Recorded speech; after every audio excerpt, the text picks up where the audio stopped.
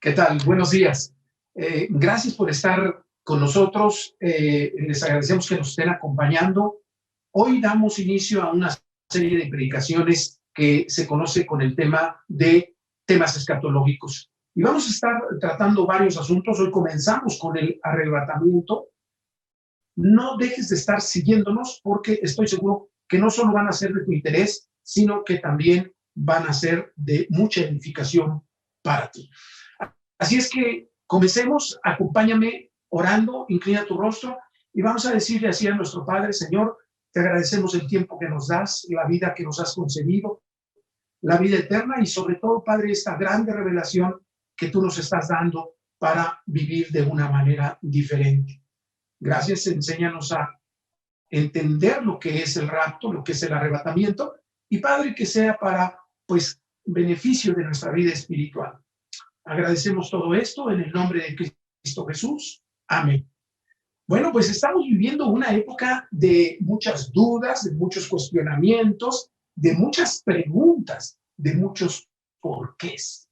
La gente nos pregunta: oye, ¿son estos los últimos tiempos? ¿Es el fin del mundo? ¿Estamos viviendo la época final? ¿Se va a acabar todo esto? ¿Qué está pasando en el mundo? Hay muchos porqués. Y hoy en esta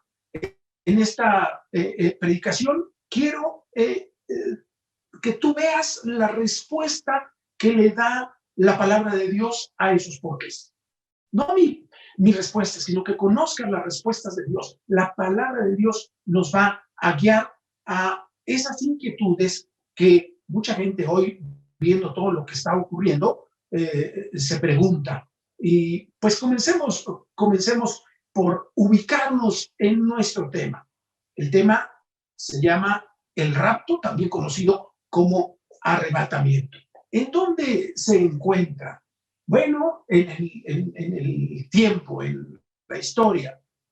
Bueno, pues tú sabes que hubo un momento en que vino nuestro Señor Jesucristo, lo que conocemos como su primera venida, en que se hizo hombre siendo Dios, estuvo en esta tierra durante poco más de 33 años. En los últimos 3 años desarrolló un ministerio importante y dentro de ese ministerio, de su primera venida como el Cordero de Dios para quitar los pecados del mundo, para todo aquel que crea en su sacrificio, estuvo anunciando en esos 3 años su segunda venida.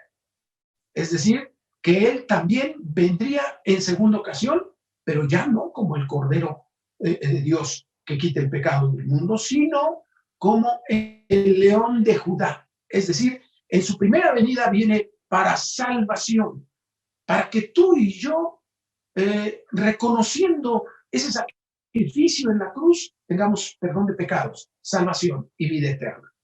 Pero en la segunda venida, que esa todavía no ocurre, es como el León de Judá que viene a juzgar a todos los pueblos incrédulos.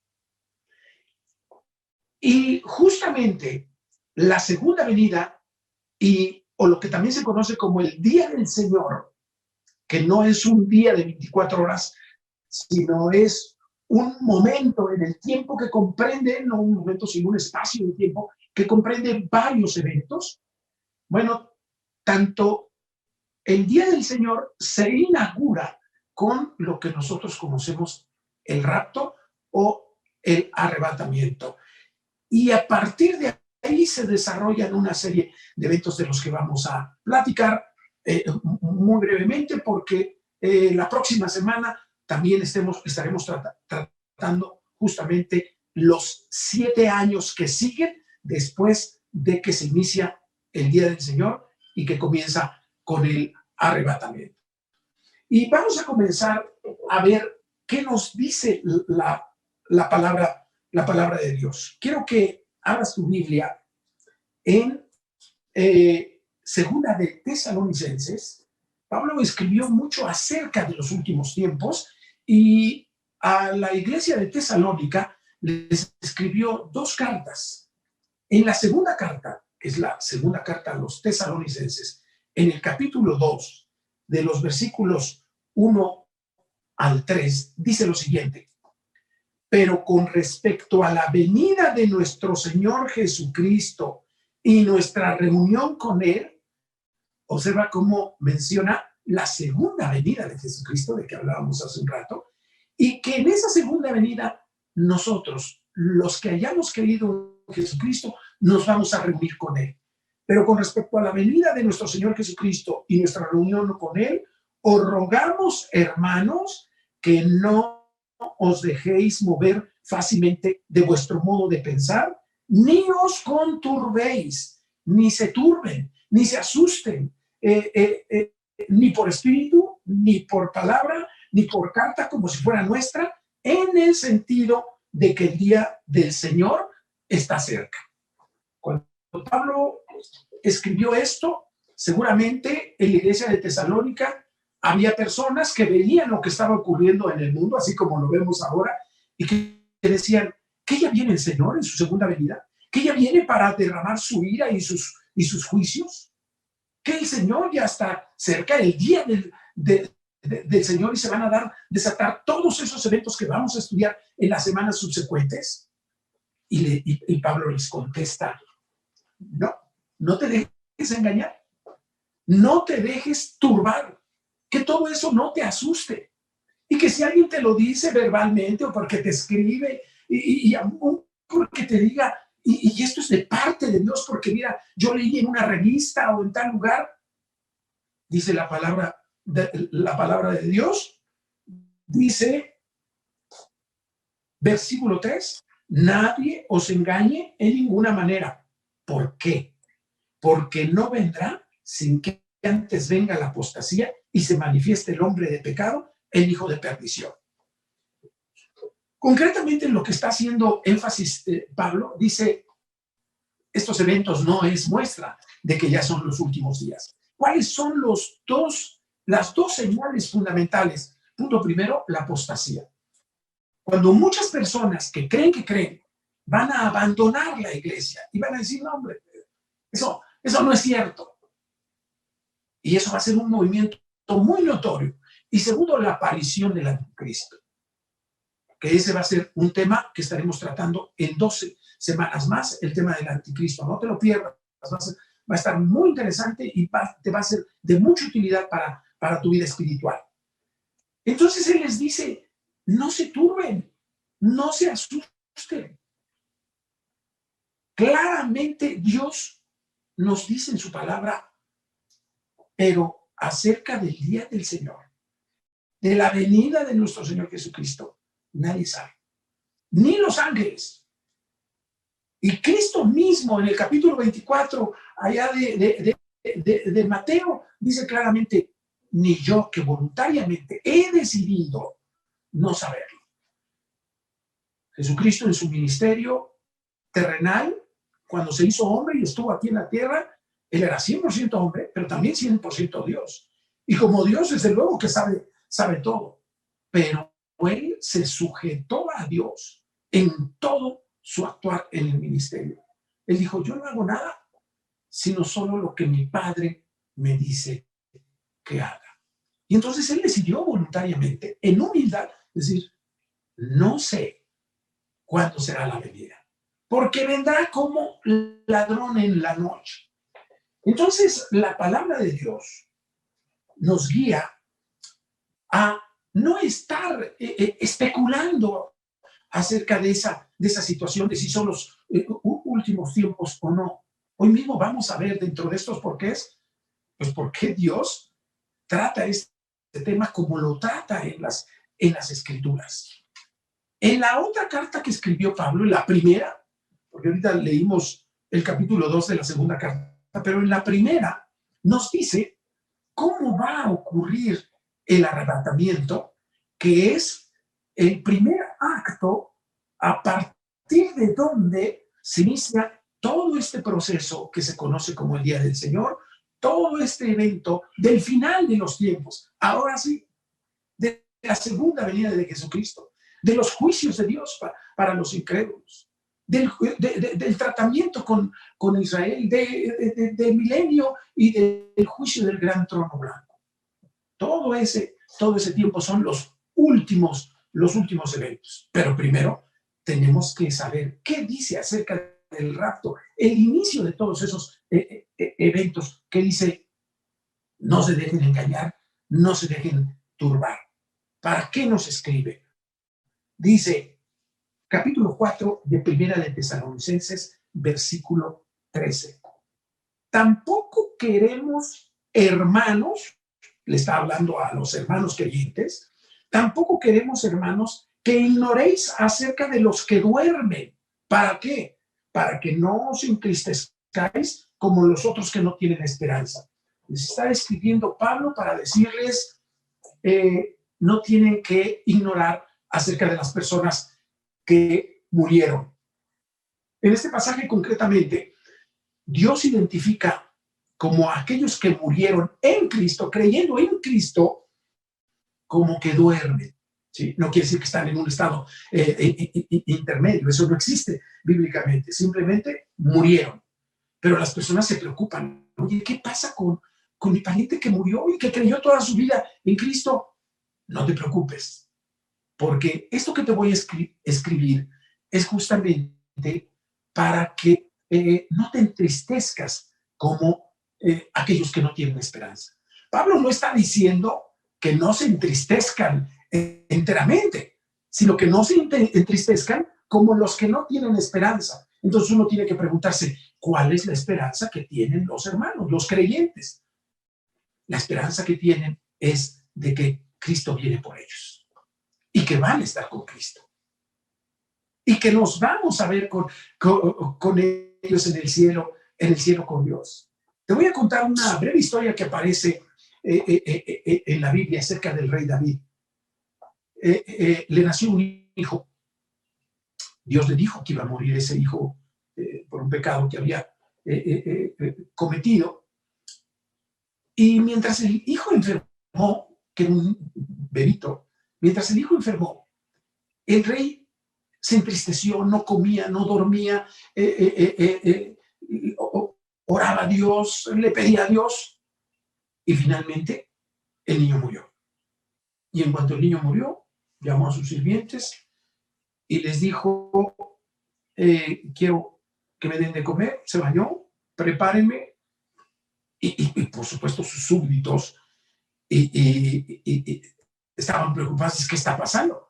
Y se acerca uno de sus servidores y le dice, oye, mientras tu hijo estaba enfermo, ni comías ni dormías, estabas pidiéndole a Dios, etcétera, y ahora que ya murió, te bañas y no estás triste y quieres hasta comer. ¿Qué pasó?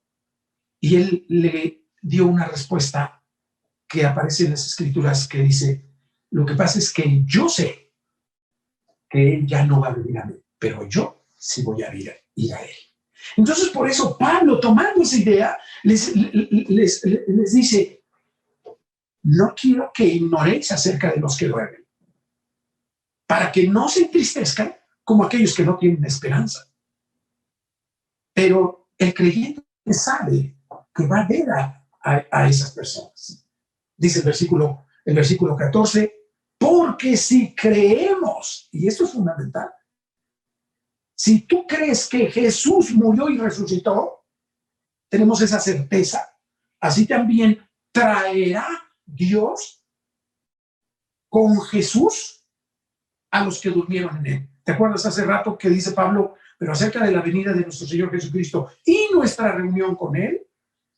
Dice, así también traerá Dios con Jesús a los que durmieron en él.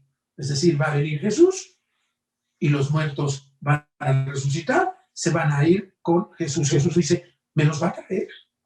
Va a traérmelos con Jesús al cielo, justamente. Por lo cual os decimos esto en palabra del Señor. Es decir, Pablo les dice, no se lo estoy diciendo yo.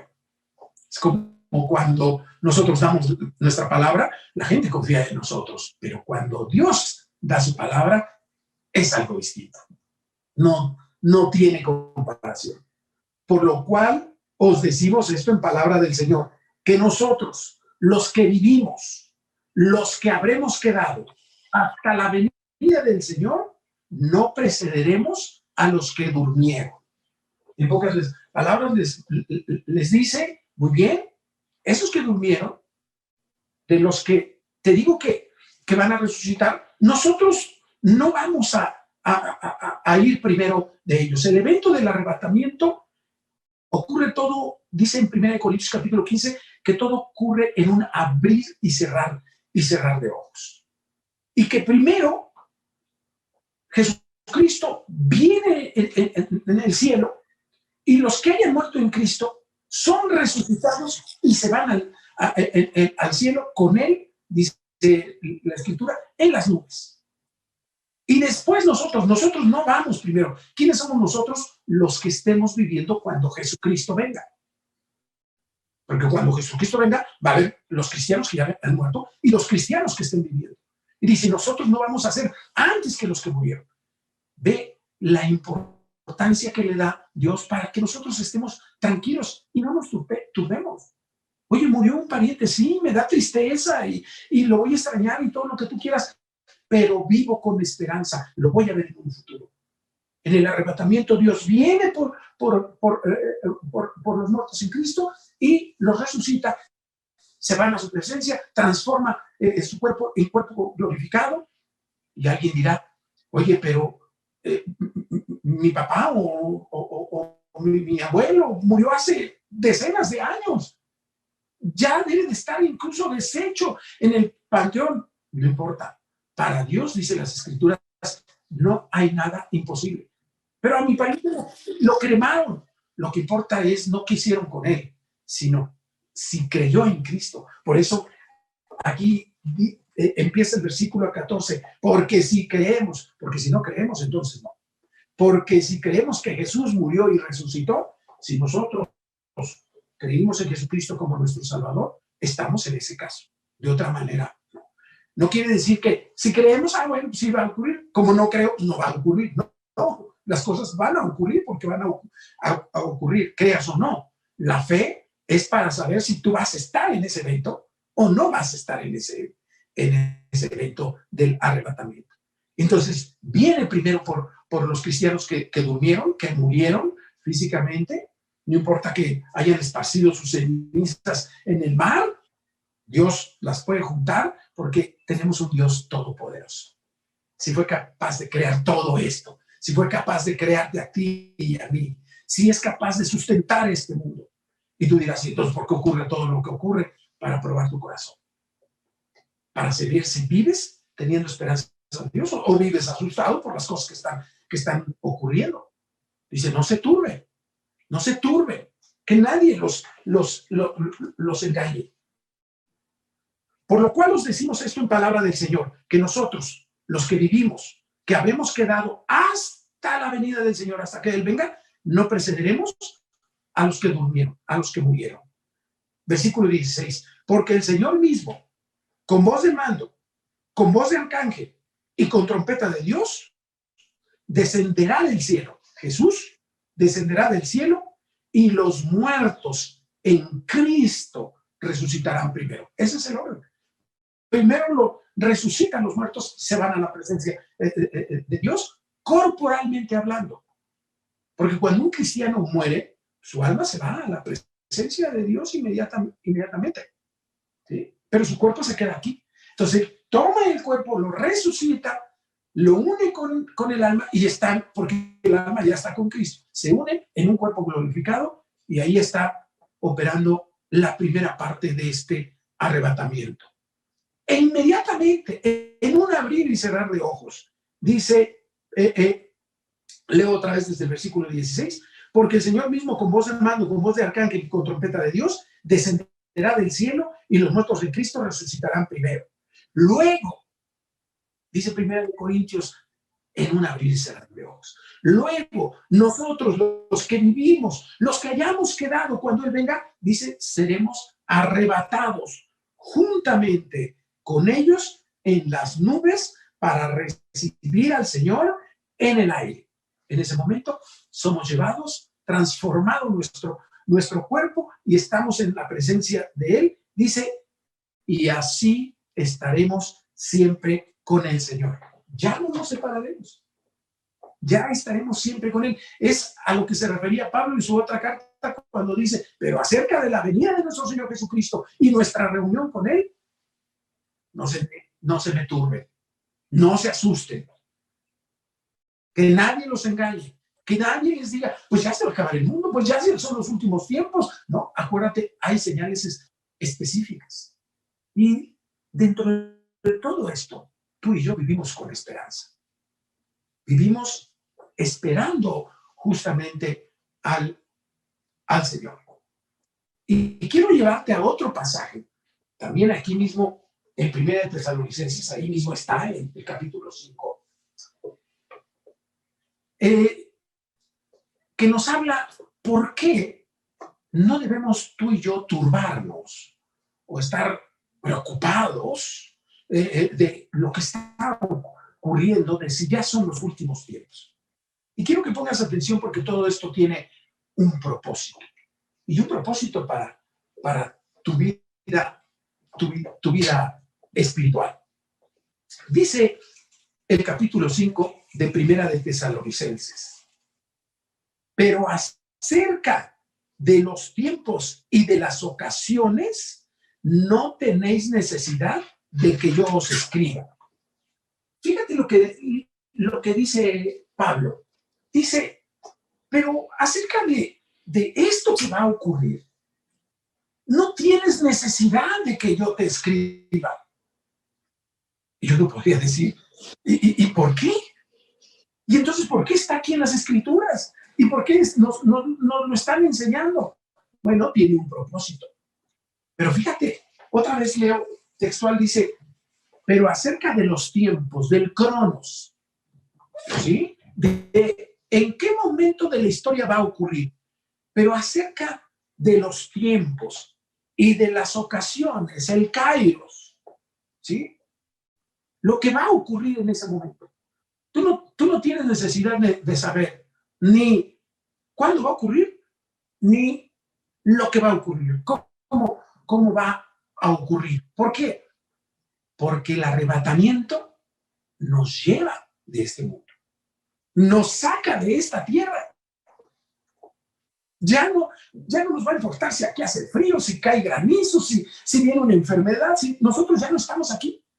Ese es el propósito del arrebatamiento o rapto, que es la palabra arpazo, que es tomar y trasladar. Por eso también se conoce como el traslado. ¿El traslado de quién? De la Iglesia Universal, de los hijos de Dios a la presencia del Señor en el cielo, y allí está así siempre. Ya es otra cosa.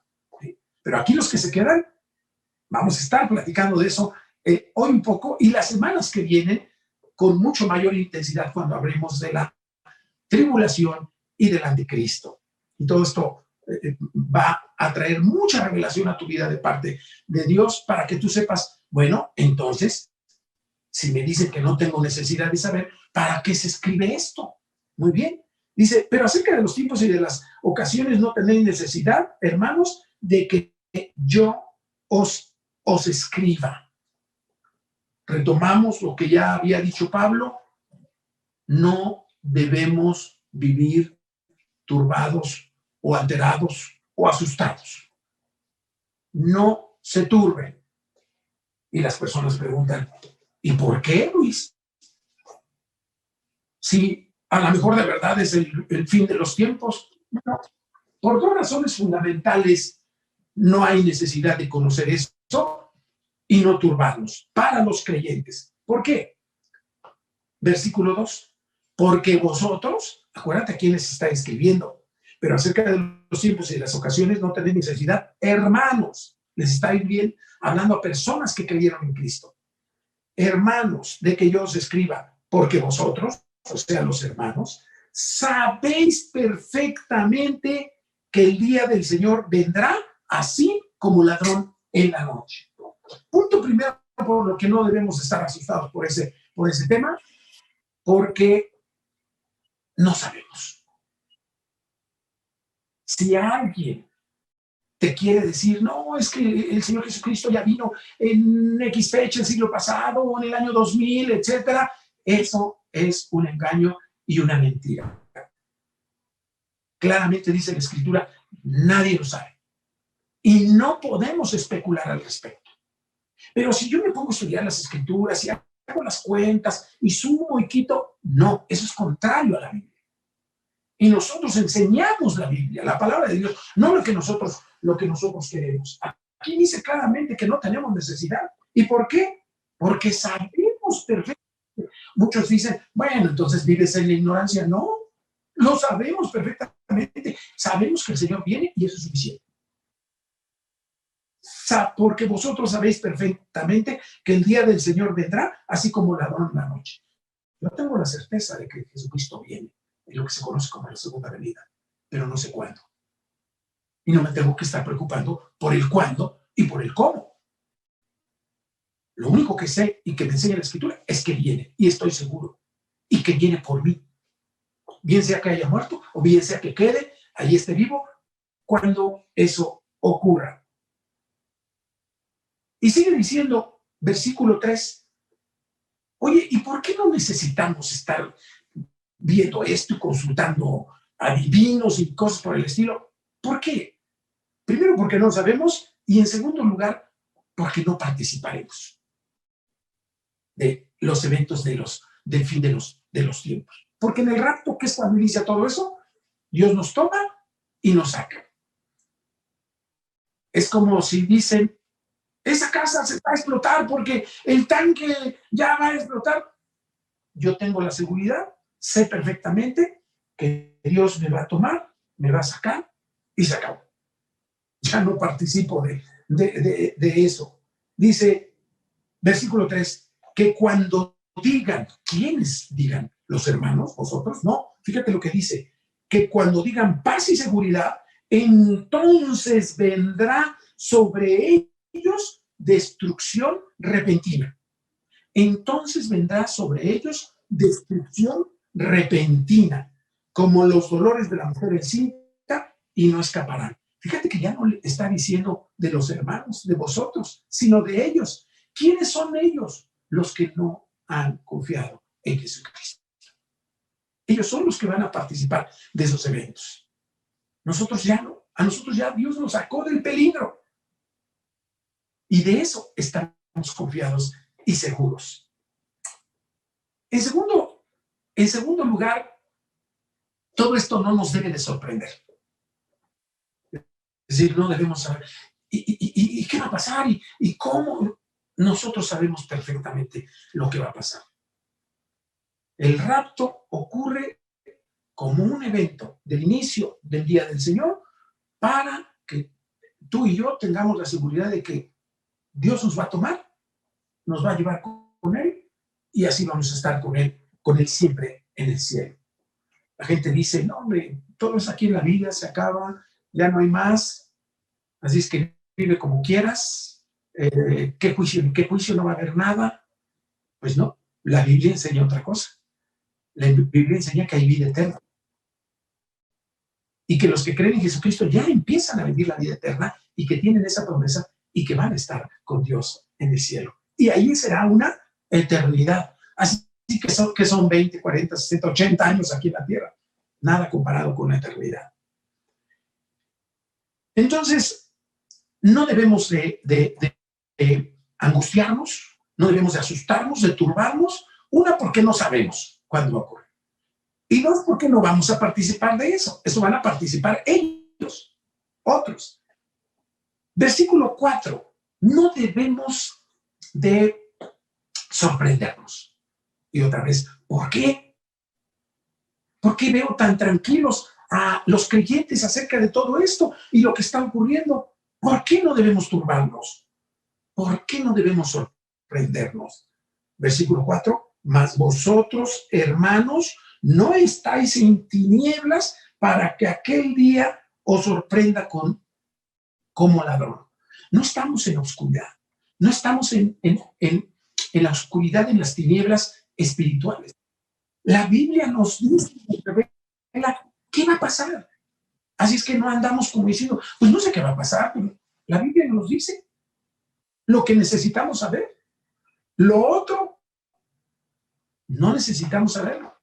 Nosotros sabemos que Jesucristo viene y viene por nosotros. Así es que no nos debe de sorprender. Y fundamentalmente no nos debe de sorprender. Te voy a decir por qué. El versículo 5 es categórico. Porque todos vosotros sois hijos de luz e hijos del día, no somos de la noche ni de las tinieblas. Ahora ya vuelve a hablar Pablo de nosotros, de los hermanos. ¿Por qué no nos debe de sorprender? Porque somos hijos de Dios.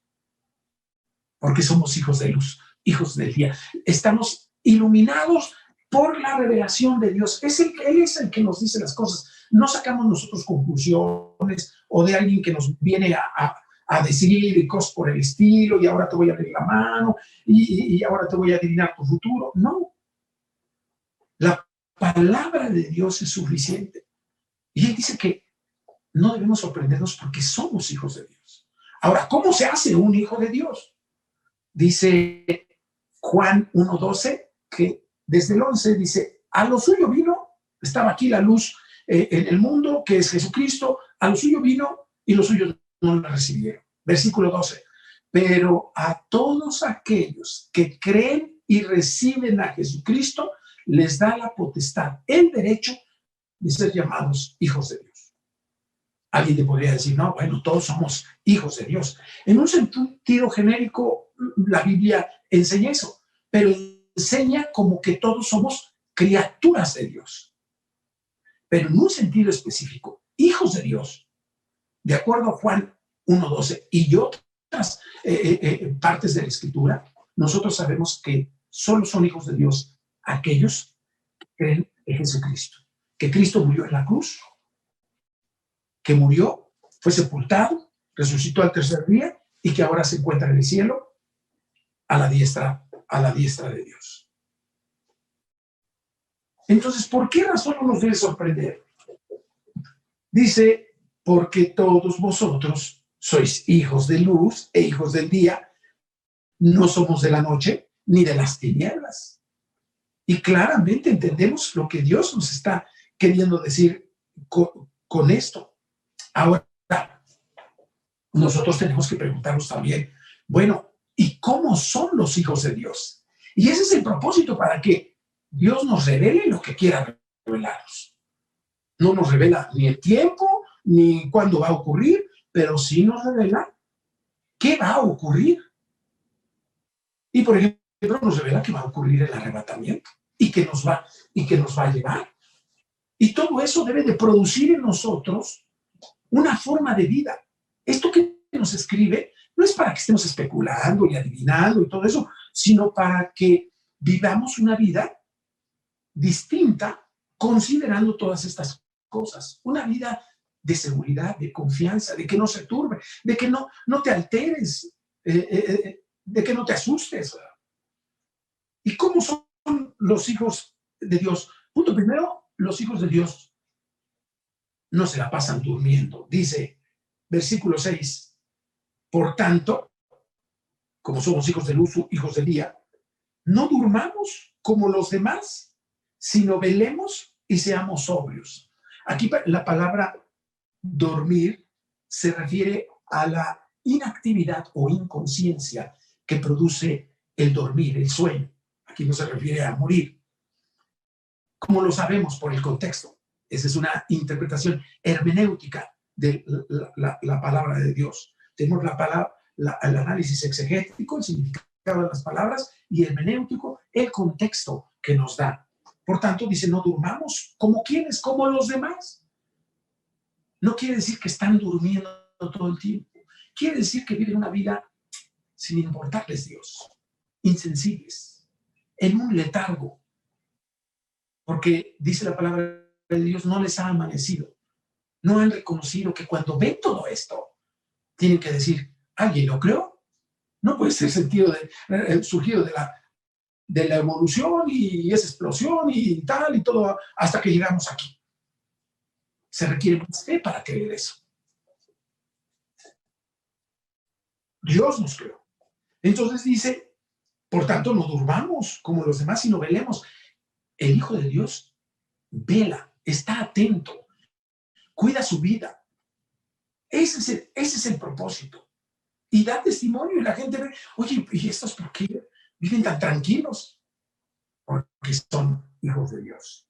En segundo lugar, versículo 7, los que duermen de noche duermen y los que se embriagan de noche se embriagan. Los cristianos no se emborrachan.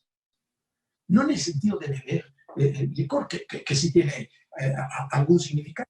Aquí expresamente es no pierden el control. No están sin saber qué pasa, no se dan cuenta. Oye, ¿qué pasó anoche? Pues no supe. Nosotros sí sabemos qué está pasando.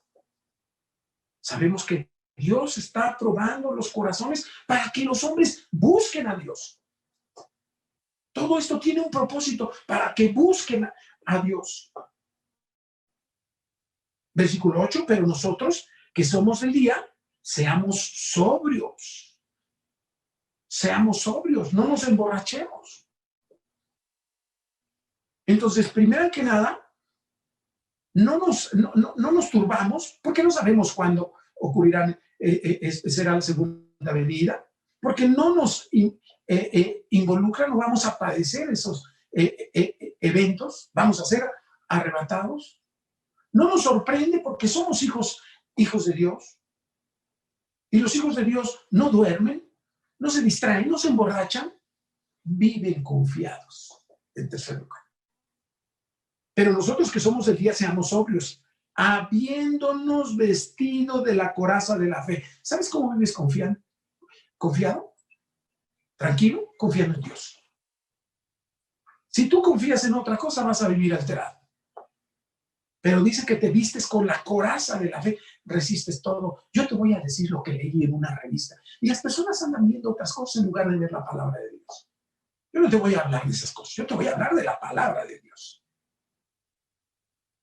Habiéndonos vestido con la coraza de la fe y de amor. ¿Del amor de quién? De Jesucristo, que murió por amor para nosotros los que creemos, para que tengamos vida eterna.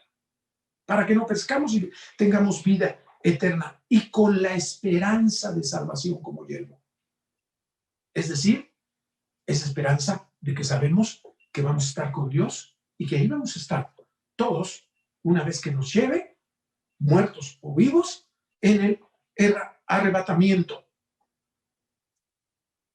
Ahora, ¿por qué vivir confiados? Versículo 9. Porque no nos ha puesto Dios para ira, sino para alcanzar salvación. ¿Y cómo alcanzamos la salvación? ¿Cómo somos salvos para vivir confiados? Porque no nos ha puesto Dios para ira, sino para alcanzar salvación por medio de nuestro Señor Jesucristo. Por eso nos saca de la casa que va a explotar y no vamos a pasar todas las consecuencias. Porque ya nos llevó y nos dice que estamos puestos para salvación, no para ira, porque se van a derramar todos los juicios de Dios en contra de las personas que se queden, porque no confiaron en Él. ¿Y cómo soy salvo? Dice aquí, estamos puestos para salvación por medio de nuestro Señor Jesucristo, quien murió por nosotros, para que ya sea que velemos, es decir, que estemos vivos cuando venga el arrebatamiento, o que durmamos, que hayamos muerto cuando ya ocurrió el arrebatamiento, dice, de todas maneras, vivamos juntamente con Él. Porque ¿te acuerdas cómo es el evento? Primero los muertos resucitarán, después los que estén vivos serán arrebatados, transformados sus cuerpos, y así estaremos juntos con el Señor siempre. Versículo 11, por lo cual, animaos unos a otros y edificaos unos a otros, así como lo hacéis. Así que por eso estamos trabajando en esto, para animarnos. Oye, Luis, pero ve todo lo que está ocurriendo en el mundo y nosotros no debemos turbarnos, no nos debe sorprender. Debemos vivir confiados, como hijos de Dios, animándonos unos a otros. ¿Por qué? Porque Cristo murió por nosotros, por nuestros pecados, y nos dio salvación, perdón de pecados y vida eterna. Y tenemos la certeza de que vamos a estar con nuestro Señor Jesucristo. Ese es el punto fundamental. Ahora, tú podrás decir, bueno, pues eso está muy bien para los creyentes, los que ya creyeron a Jesucristo, y los que no, bueno, pues si se quedan van a padecer todo esto que va a ocurrir y que se inicia el día del Señor con el rapto. Pero te tengo una buena noticia. Jesucristo, en el capítulo 14 del Evangelio de Juan, les dijo a sus discípulos, y con esto quiero terminar, en el capítulo 14 del Evangelio de Juan, a partir del versículo 1, les dijo, fíjate, la misma idea, no se turbe vuestro corazón. ¿Crees en Dios? Cree también en mí. En la casa de mi Padre muchas moradas hay. Si así no fuera, yo lo hubiera dicho. Voy pues a preparar lugar para vosotros. En su primera venida, Dios nos prometió, voy al cielo, voy a preparar lugar para ustedes. Ustedes tranquilos. Aquí en la tierra van a ocurrir muchas cosas, pero no se me turbe si creen en mí y creen en Dios. Dice, y si me fuere al cielo, os prepararé lugar, pero vendré otra vez, la segunda venida, y os tomaré el arrebatamiento a mí mismo, juntos con él. ¿Te acuerdas? Pero acerca de su venida y nuestra reunión con él, para que donde yo estoy, vosotros también estéis así siempre juntos. Y fíjate esto, y sabéis a dónde voy, y sabéis el camino. Sí hay un camino. Jesucristo dijo, yo soy el camino, la verdad y la vida. Nadie viene al Padre sino por mí. ¿Tú quieres estar con Jesucristo? ¿Quieres participar del arrebatamiento? Bien sea que hayas muerto o estés viviendo, tranquilo. Hay un camino y el camino es Jesucristo. Que tú le digas hoy, Señor, no sabía que habías muerto por mí para perdón de pecados. Te recibo como mi Salvador, te recibo como mi Señor. Quiero tener vida eterna contigo. Ese es el resultado.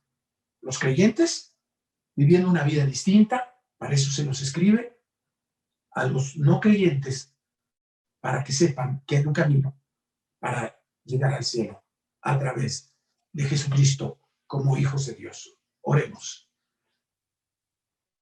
Señor bendito, pues te agradecemos por esta mañana, por todo lo que tú has hecho en nuestras vidas y porque mandaste a tu Hijo Jesucristo a morir por nosotros. Eso nos da confianza, certeza de que en primer lugar somos tus hijos. En segundo lugar, de que tú vienes por nosotros y que vamos a estar contigo siempre en el cielo. Hoy, Padre, a través de tu Santo Espíritu, convence al mundo de pecado, de justicia y de juicio, para que por tu misericordia y gracia ellos puedan decir, quiero tomar ese camino que me conduce a la salvación. Acepto a Jesucristo como mi Salvador. En nombre de Cristo Jesús oramos. Amén.